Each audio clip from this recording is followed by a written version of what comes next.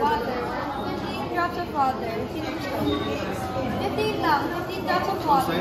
On this side lang. Kahit anywhere. Isang anywhere. 15 drops of water. 1,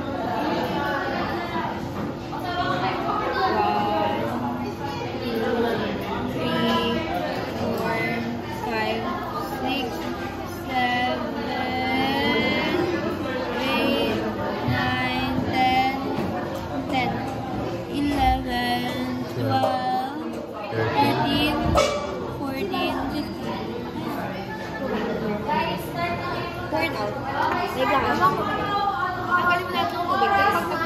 Okay, and then add 1 drop of iodine solution in the water. Next, sino gusto? Huwag nyo nga ano yung sa balat nyo. Sunod yan. 1 drop. Ito, gamitin nyo na lang yung bag. Sino gusto? 1 drop. Rice kayo. Wala. Wala. Carbohydrates sila. Milk lang kami. Carbohydrates kami guys.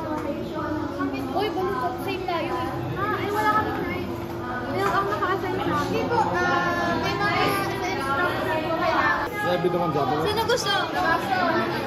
Ay, isang drop lang ng iodine. Ayaw mo? Wala kang gloves. Pipis na lang. Pero tingin mo lang. Like, yan. 1 drop lang siya dito.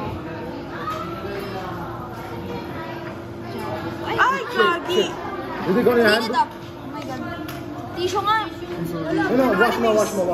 Tissue. Nandun yung tissue. Pakiwash ko ulit. Yung tissue po dyan. Sino kumuha ng tissue namin? Yung tissue. Ayun. Should we call Miss Mano about the spilled iodine? Hindi niya napansin. Lalaki ng bilog. Kapag sa skin na still, tsaka tayo sa pa.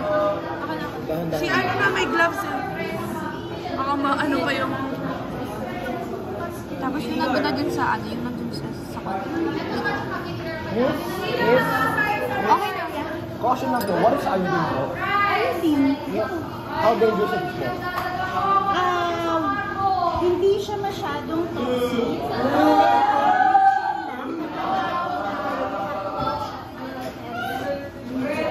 Ano na yung ano? Rubber?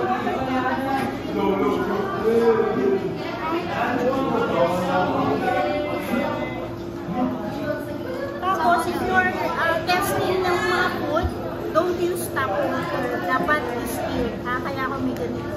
Okay. Oh.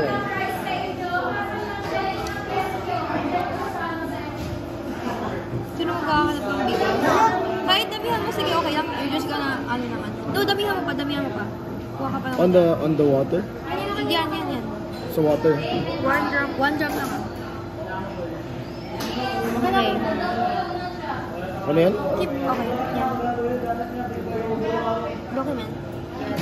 What about this? You just keep it there. Okay? You need to color the iodine solution in the water. Record your observations in the corresponding data table. Nalagay natin dyan. Mamaya sasagutan natin to. Using mortar and pestle, separately grind or mash all portion of the following food samples. Wala tayo na yun. You should get like,